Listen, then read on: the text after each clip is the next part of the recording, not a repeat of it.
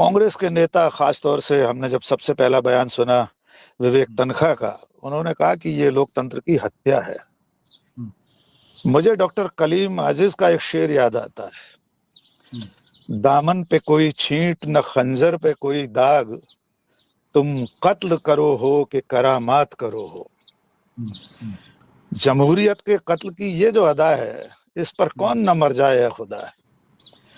अब मुद्दों की बात करते हैं। मिर्जा साहब ने जो जानकारियां दी हैं कि मतदाता को मालूम होना चाहिए कि वो जिसे चुन रहा है उसका अतीत क्या है। इसमें एक चीज और मिर्जा साहब जोड़ देते हैं, आपने जिन मामलों का हवाला दिया उन्हीं मामलों के चलते सुप्रीम कोर्ट और चुनाव आयोग ने यह प्रावधान किया हुआ है कि प्रत्याशी को अपने बारे में अपने खर्चे से चुनाव के दरमियान नामांकन दाखिल करने के बाद अखबारों में विज्ञापन छपवा के बताना है कि मेरा इतिहास, मेरा अतीत ये है। 8 से 10 बजे के बीच में रात को जो प्रमुख टेलीविजन चैनल है वहां पर कुछ सेकंड की जानकारी प्रत्याशी को देना है, और ये नियम राज्यसभा पर भी लागू है।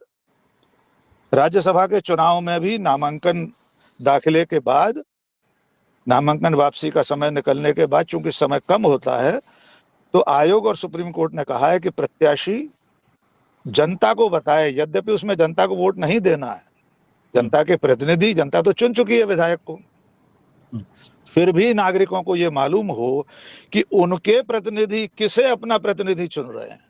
तो उसके विज्ञापन देने की 3 अलग अलग तारीखें तय की हैं कि नामांकन के बाद, फिर नामांकन वापसी के बाद, फिर मतदान से 48 घंटे पहले। इसके जरिए नागरिकों को यह मालूम रहे कि वो किसे चुन रहे हैं। मीनाक्षी नटराजन वाले केस में मैं एक बहुत अलग मामला सामने रखना चाहता हूं जी। जस्टिस रोहित आर्या, मध्य प्रदेश उच्च न्यायालय के सेवानिवृत्त न्यायाधीश, उन्होंने रिटायरमेंट के तत्काल बाद भारतीय जनता पार्टी ज्वाइन कर ली थी। उन्होंने अपने विदाई भाषण में कहा भी था कि हमेशा उनके मन में संग रहा है, उनके दिलो दिमाग में कोई ऐतराज नहीं, सबकी अपनी विचारधारा हो सकती है। निर्वाचन अधिकारी मध्य प्रदेश ने जो आदेश जारी किया है उसमें श्री जस्टिस रोहित आर्या लिखा है। नंबर 1, उसमें लिखा जाना चाहिए था कि रिटायर्ड जस्टिस। नंबर 2, बहुत जरूरी बात बता रहा हूं, संविधान के अनुच्छेद 220 में स्पष्ट प्रावधान है कि कोई भी न्यायाधीश उच्च न्यायालय के, जिस व्यक्ति ने उच्च न्यायालय के स्थायी न्यायाधीश के रूप में पद धारण किया है, मैं शब्द से संविधान की भाषा ही बोल दे रहा हूं, इस संविधान के लागू होने के बाद जिस व्यक्ति ने उच्च न्यायालय के स्थायी न्यायाधीश के रूप में पद धारण किया है वह सर्वोच्च न्यायालय और अन्य उच्च न्यायालयों को छोड़कर भारत में किसी भी न्यायालय या किसी भी प्राधिकरण के समक्ष पैरवी या कार्य नहीं करेगा।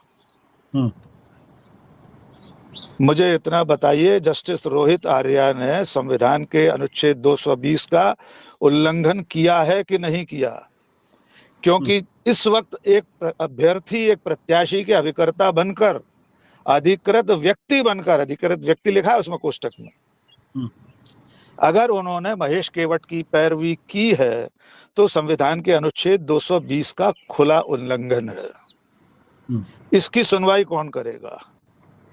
क्या सुप्रीम कोर्ट में इस विषय पर कोई अपील दायर की जाएगी कि प्राथमिक तौर पर ही जब प्रत्याशी की तरफ से एक अनधिकृत व्यक्ति अंदर घुसा हुआ था तो ये पूरी प्रक्रिया ही संविधान विरुद्ध हो जाती है।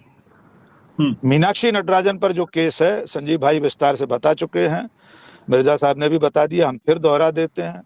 उसमें जो नोटिस है वो संज्ञान पूर्व का नोटिस है। एफआईआर में मीनाक्षी नटराजन का नाम कहीं नहीं है।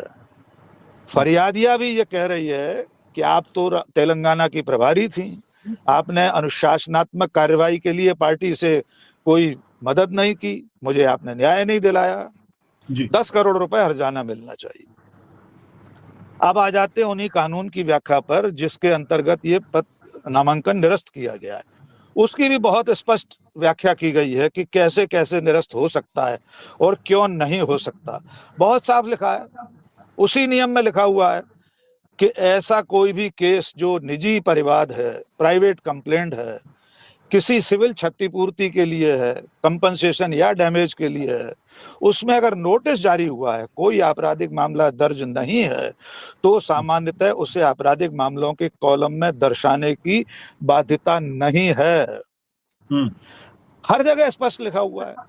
तब जब एफआईआर नहीं है, एफआईआर में नाम नहीं है, संज्ञान पूर्व का नोटिस है जिसका उत्तर वे दे चुकी हैं कि मुझे नोटिस भी नहीं दिया जा सकता, तो फिर नामांकन पर्चा निरस्त करने का कोई अधिकार नहीं। एक बात जोड़ देता हूं, सिर्फ एक बात, मिर्जा साहब, संविधान अनुच्छेद 220 साफ कहता है कि आप रिटायरमेंट के बाद सुप्रीम कोर्ट में प्रैक्टिस कर सकते हैं। बहुत लोग कर रहे हैं, गुजरात के रिटायर्ड हाई कोर्ट जजेस कर रहे हैं, बहुत लोग कर रहे हैं। और हाई कोर्ट में हाँ, एक तो उसमें नहीं कर सकते, बाकी आप किसी भी हाईकोर्ट में कर सकते हैं। लेकिन अगली लाइन देखिए, अगली लाइन देखिए सर, किसी भी न्याय अधिक प्राधिकरण में या किसी भी ऐसे न्यायाधिकरण, बहुत सारी अथॉरिटीज होती हैं जो क्वासी जुडिशियल अथॉरिटीज हैं, उसमें भी नहीं कर सकते। ये तो चुनाव निर्वाचन अधिकारी के सामने पैरवी कर रहे हैं।